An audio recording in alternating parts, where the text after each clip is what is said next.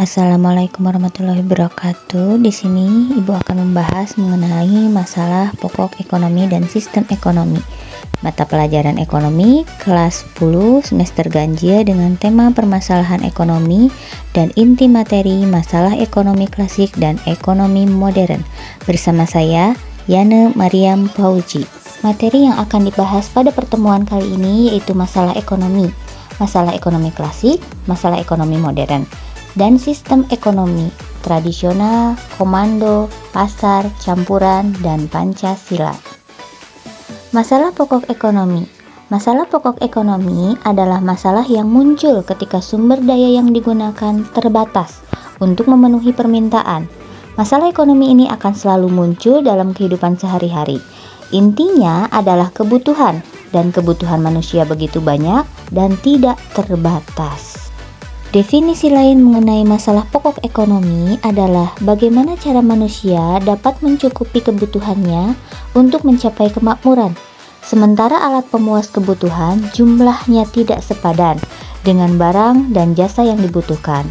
Untuk mengatasi permasalahan kelangkaan ini, diperlukan perilaku berkonsumsi yang rasional dengan membuat skala prioritas dari berbagai macam kebutuhan. Masalah pokok ekonomi dapat dibagi menjadi dua macam, pada era klasik dan pada era modern. Pada era klasik yang terdiri atas produksi, konsumsi, dan distribusi. Pada era modern di sini apa atau what, bagaimana, how, dan untuk siapa barang diproduksi, for whom. Teori ekonomi. Munculnya masalah karena tuntutan kepuasan yang tak terbatas merupakan salah satu masalah utama di bidang ekonomi.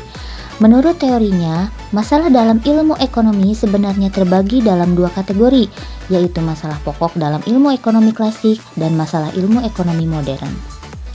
Masalah pokok ekonomi klasik yang ada dalam teori ekonomi ini itu merupakan masalah utama ilmu ekonomi klasik, dibagi menjadi tiga bagian, yaitu masalah produksi, masalah distribusi, dan masalah konsumsi. Masalah produksi, untuk memenuhi kebutuhan manusia, barang dan jasa harus disediakan. Untuk mencapai tujuan tersebut, produsen harus mengetahui barang dan jasa apa yang dibutuhkan masyarakat.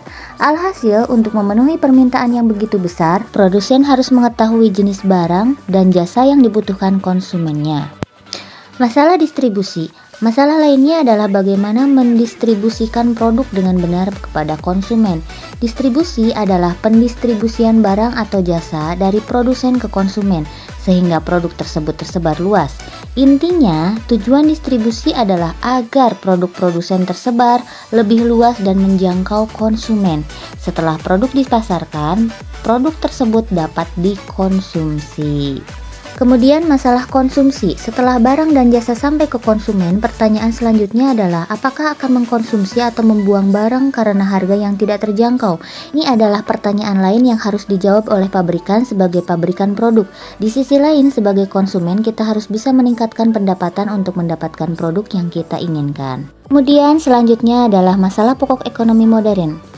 Ahli ekonomi dari Amerika Serikat, Paul A. Samuelson mengemukakan tiga permasalahan pokok yang dihadapi dalam perekonomian pada era ekonomi modern, yakni berkaitan dengan pertanyaan apa, bagaimana, dan untuk siapa barang diproduksi. Hingga dalam tiga masalah pokok ekonomi modern mencakup apa dan berapa, bagaimana, dan untuk siapa. Pertama, what atau apa dan berapa. Pertanyaan apa dan berapa berkaitan dengan aspek pemenuhan kebutuhan, seperti komoditas apa yang harus diproduksi dan berapa banyak komoditas tersebut diproduksi. Masalah pokoknya adalah jenis dan jumlah produk yang harus dihasilkan. Misalnya, barang apa yang harus diproduksi? Apakah akan memproduksi makanan, obat-obatan, buku, dan seterusnya? Tidak mungkin untuk memproduksi semua jenis benda pemuas kebutuhan sesuai jumlah yang diinginkan oleh masyarakat. Kedua, how, bagaimana? Hal ini berkaitan dengan bagaimana komoditas tersebut diproduksi. Dalam hal ini harus dipertimbangkan pelaku, faktor-faktor produksi, dan teknik apa yang digunakan. Misalnya, harus mempertimbangkan metode atau teknologi apa yang harus digunakan untuk memproduksi suatu barang. Pertanyaan selanjutnya yang menjadi pertimbangan adalah untuk siapa suatu produk dihasilkan. Dalam hal ini, masalah pendistribusian menjadi aspek penting yang harus ditata sedemikian rupa agar produk yang dihasilkan benar-benar tersalurkan dengan cepat, tepat, dan dapat memenuhi kebutuhan target. Permasalahan untuk siapa tidak hanya mengenai siapa yang akan menikmati produk yang dihasilkan, tetapi juga mencakup siapa saja yang akan memperoleh manfaat dengan adanya produksi tersebut, termasuk pelaku produksi. Kemudian faktor-faktor yang mempengaruhi masalah ekonomi yaitu sumber daya alam, sumber daya manusia, modal kerja, proses distribusi, dan tingkat konsumsi. Selanjutnya yang kita akan bahas adalah sistem ekonomi. Sistem ekonomi adalah suatu cara untuk mengatur dan mengorganisasi segala aktivitas ekonomi dalam masyarakat, baik yang dilakukan oleh pemerintah atau swasta, berdasarkan prinsip tertentu dalam rangka mencapai kemakmuran atau kesejahteraan.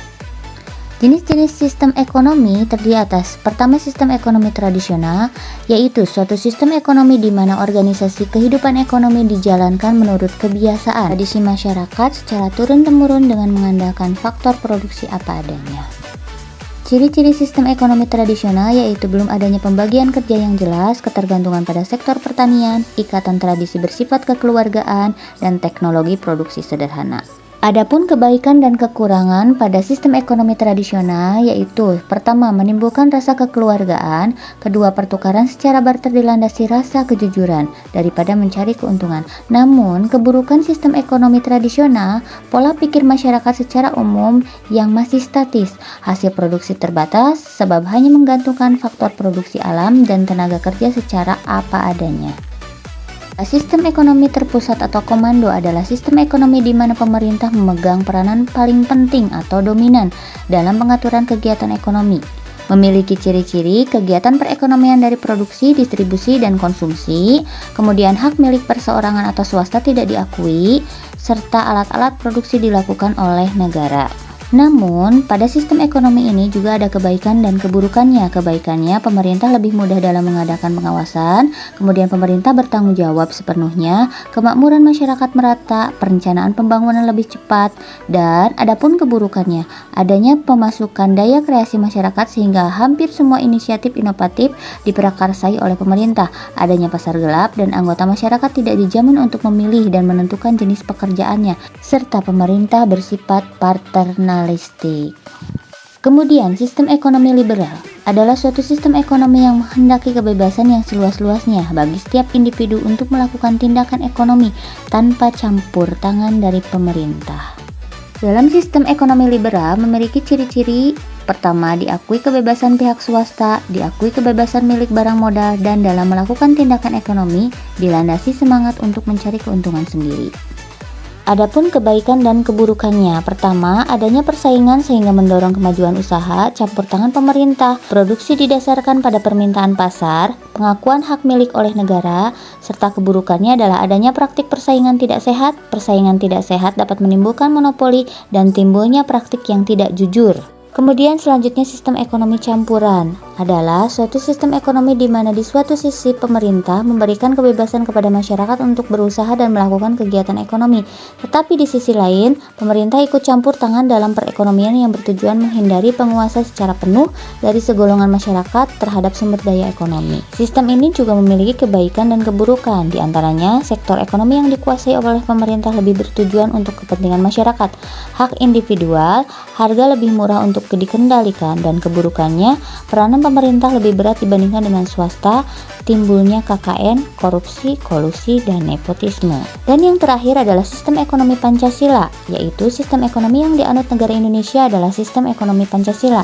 Sistem ekonomi Pancasila yang merupakan salah satu tata ekonomi yang dijiwai oleh ideologi Pancasila, yang di dalamnya terkandung makna demokrasi ekonomi, yaitu kegiatan ekonomi yang dilakukan berdasarkan usaha bersama berasaskan kekeluargaan dan kegotong royongan dari, oleh, dan untuk rakyat di bawah pimpinan dan pengawasan pemerintah. Sistem ekonomi ini memiliki ciri-ciri: perekonomian disusun sebagai usaha bersama, cabang-cabang produksi yang penting bagi negara dan menguasai hajat hidup orang banyak dikuasai oleh negara, bumi dan air dan kekayaan alam yang terkandung di dalamnya dikuasai oleh negara. Perekonomian nasional diselenggarakan berdasarkan atas asas demokrasi ekonomi dengan prinsip kebersamaan. Ketentuan lebih lanjut mengenai pelaksanaan pasal ini diatur dalam undang-undang. Kebaikan dalam sistem ekonomi Pancasila yaitu perekonomian Indonesia disusun sebagai usaha bersama berdasarkan atas asas kekeluargaan. Hak individu diakui dengan jelas, cabang-cabang produksi yang penting bagi negara dan menguasai hajat hidup orang dikuasai oleh negara. Bumi, air, dan kekayaan alam yang terkandung di dalamnya dikuasai oleh negara dan digunakan untuk sebesar-besar kemakmuran rakyat. Warga negara memiliki kebebasan dalam memilih pekerjaan yang dikehendaki, namun ada kelemahannya. Sistem free fight liberalism yang menunjukkan eksploitasi manusia dan bangsa lain. Sistem etatisme, negara sangat dominan serta mematikan potensi dan daya kreasi unit-unit ekonomi di luar sektor negara. Pemusatan ekonomi pada suatu kelompok dalam membentuk monopoli yang merugikan masyarakat. Pada pembahasan pada kegiatan pembelajaran di atas dapat dirangkum beberapa kesimpulan, yaitu permasalahan pokok ekonomi klasik meliputi produksi, distribusi, dan konsumsi. Permasalahan pokok ekonomi modern meliputi what, how, dan for whom. Kemudian, sistem ekonomi adalah suatu cara untuk mengatur dan mengorganisasi segala aktivitas ekonomi dalam masyarakat baik yang dilakukan oleh pemerintah atau swasta berdasarkan prinsip tertentu dalam rangka mencapai kemakmuran atau kesejahteraan. Sistem ekonomi meliputi sistem ekonomi tradisional, pasar, sistem ekonomi komando, sistem ekonomi campuran, dan sistem ekonomi Pancasila. Oke, mungkin itu saja yang bisa Ibu sampaikan pada pembelajaran hari ini. Mudah-mudahan apa yang Ibu sampaikan bisa bermanfaat bagi kita semua.